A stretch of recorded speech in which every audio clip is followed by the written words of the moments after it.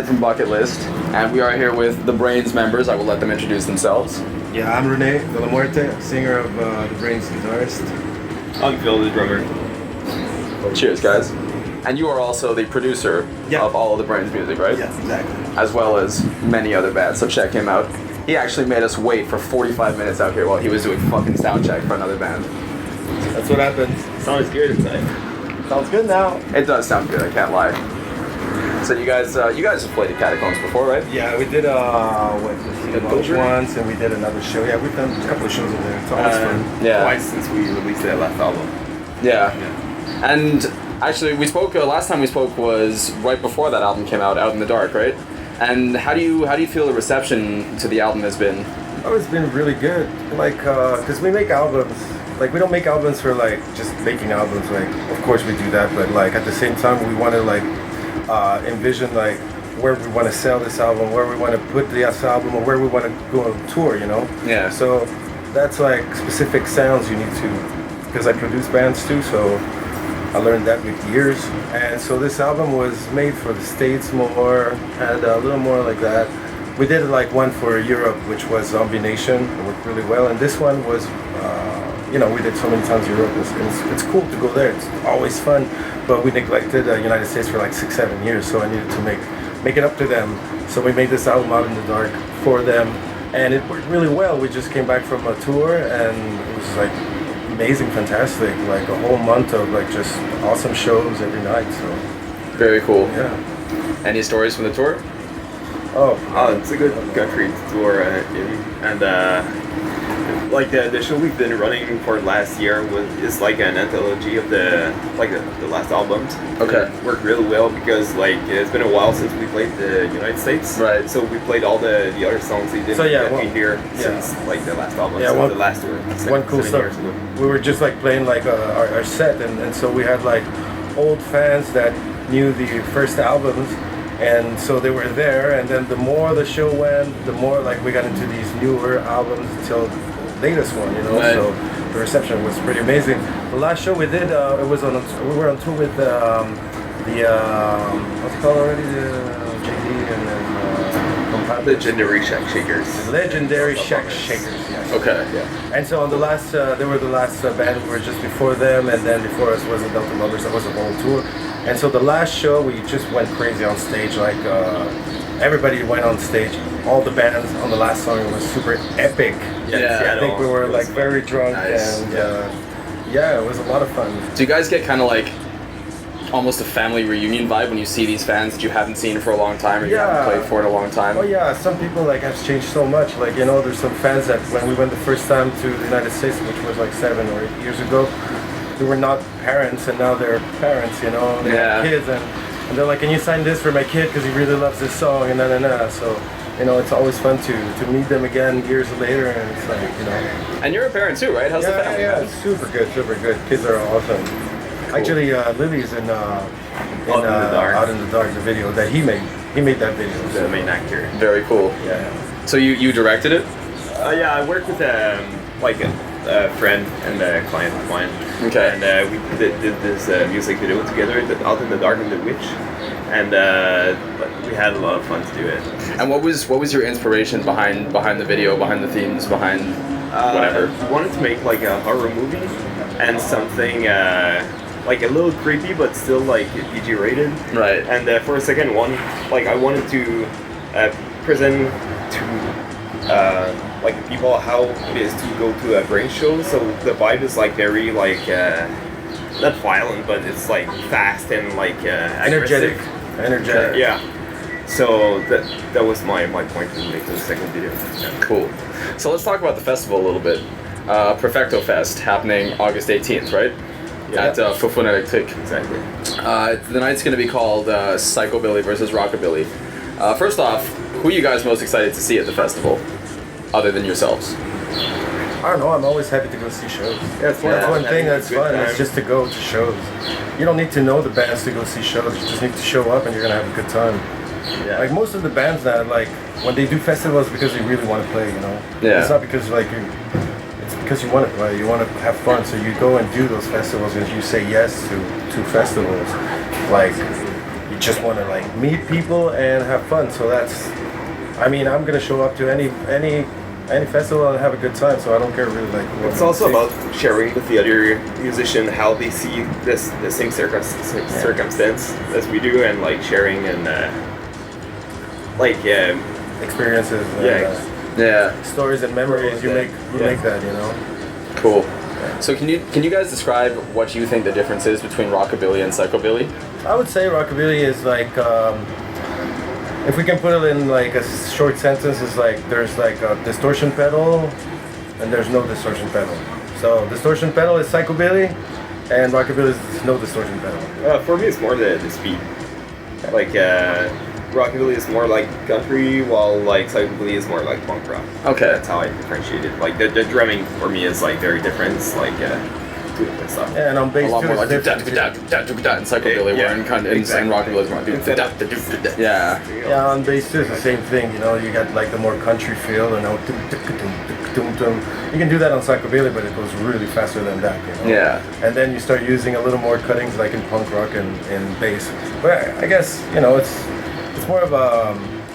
I guess even rockabilly in the 50s, they weren't thinking they were doing rockabilly, they were doing something else, you know, because like rockabilly was invented with hillbilly and blues, you know, and then you get the stomping, like da, da, da, and then you get the blues guitar going on, you know, and so that makes rockabilly. And then the rockabilly took like the 70s and a little more 60s garage, which has a little bit more distortion on the guitar, more faster beat, more surfy, and then start changing into this psychobilly thing.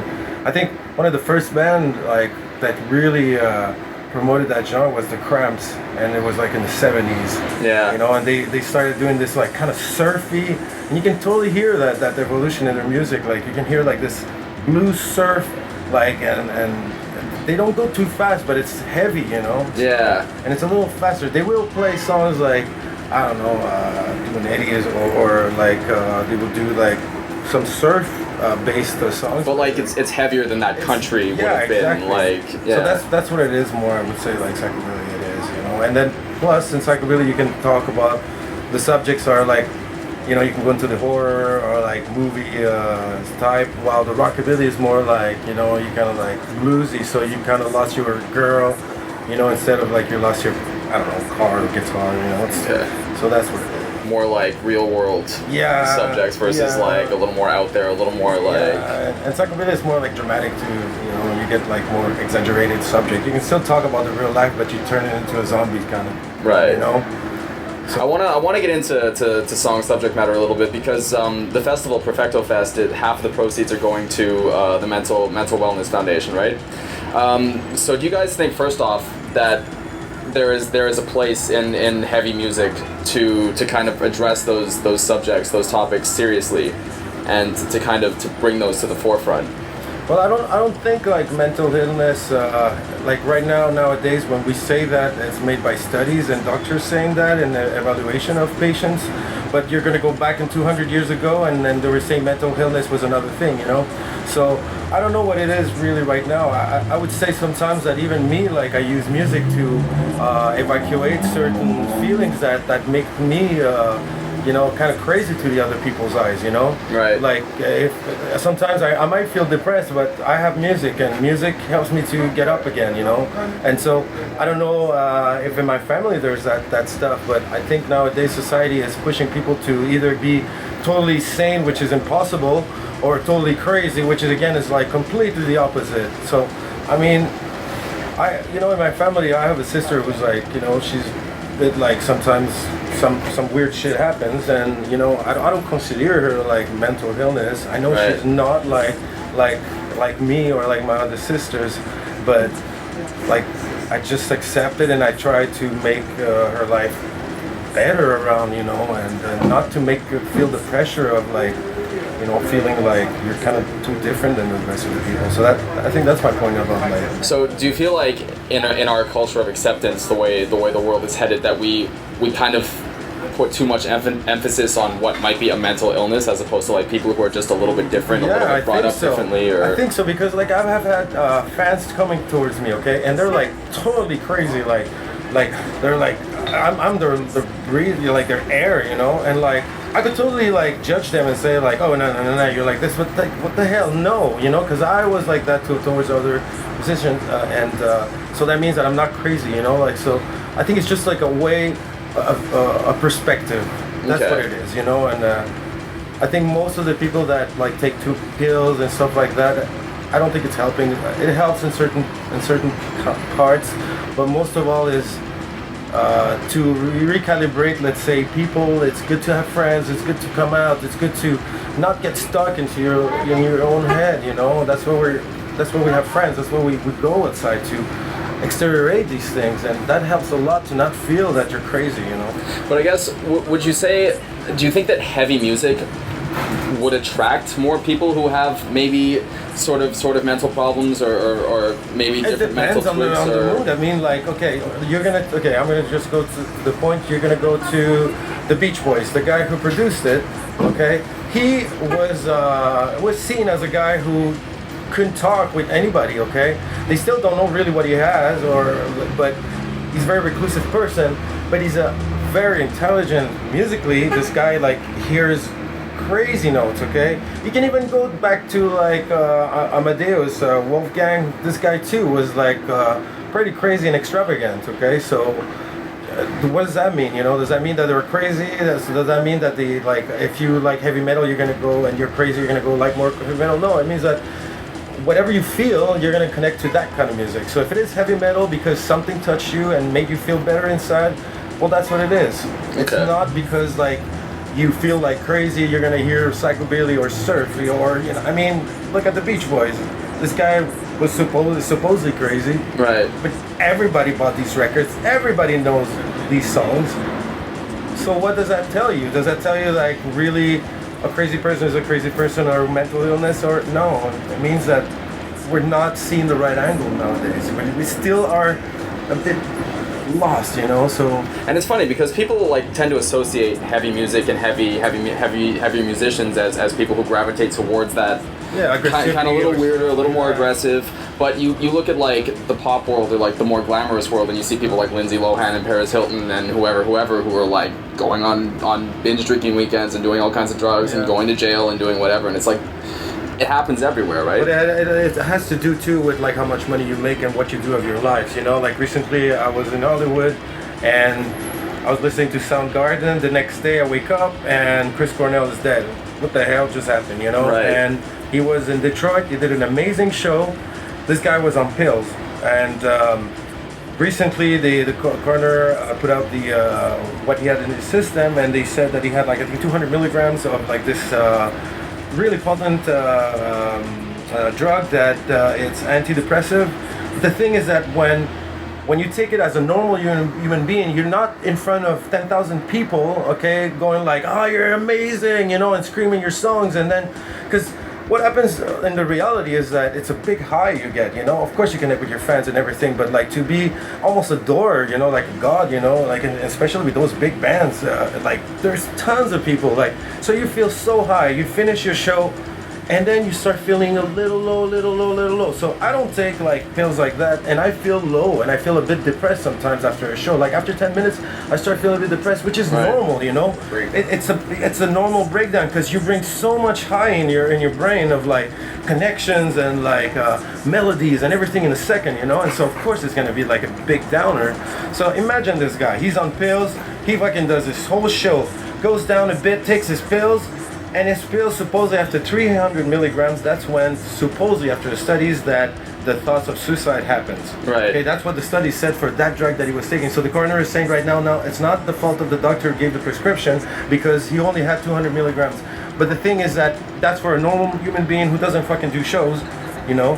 So again, you know, what is going on here? Pharmaceuticals are trying to like still manipulate this thing to take money from people that they don't know how to express themselves, you know, and they put you in this society going like, hey, you know, you gotta go in there, you gotta go see this doctor if you feel a bit sad, or if you cut yourself, go see the doctor. No, you know, you have friends, you use your brain, you know, like, if you don't feel good, talk to someone, you know, don't go directly to the doctor, say, I need drugs right away, you know. But what about people who are so low that they feel like they can't talk to someone? That's when you start helping more, and that's when I I say to everybody, go out, you know, even if you feel sad a bit, go out, you know, your girlfriend broke up with you, go out, you know, like if you've been in the house for a week, you feel like shit, go out, because if you go out, you never know what's gonna happen. Maybe you're gonna fucking meet somebody that's gonna change completely your life upside down, and you know, it happens with love, you know, it happens with when you meet a girl and like suddenly you're like so high because you're in love. Well, the same thing can happen with other feelings, you know.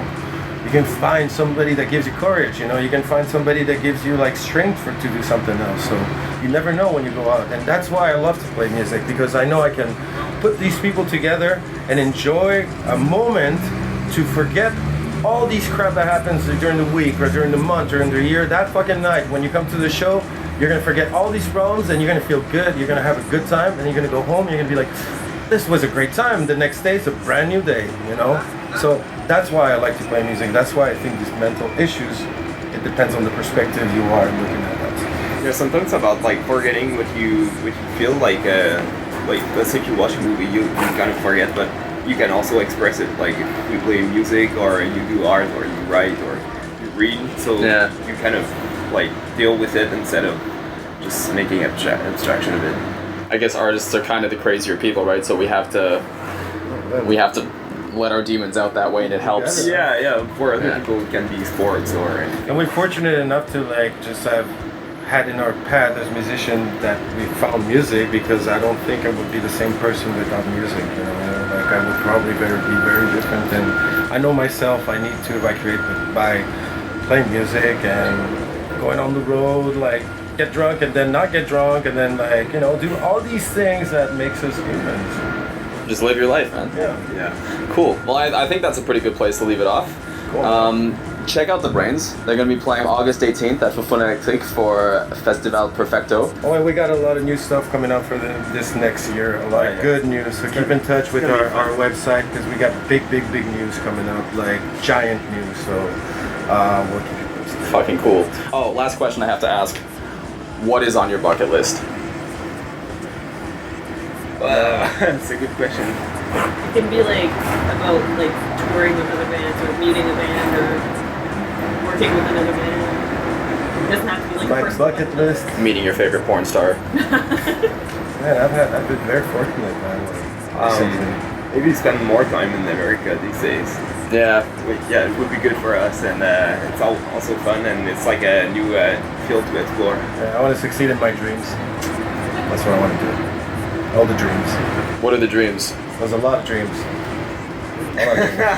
Being successful, touring a lot, having a record label, going, meeting amazing people. The Moon was available to go touring there. I'll go to. Come see the Brains, help Renee get to the moon. That's it, man. That's your August.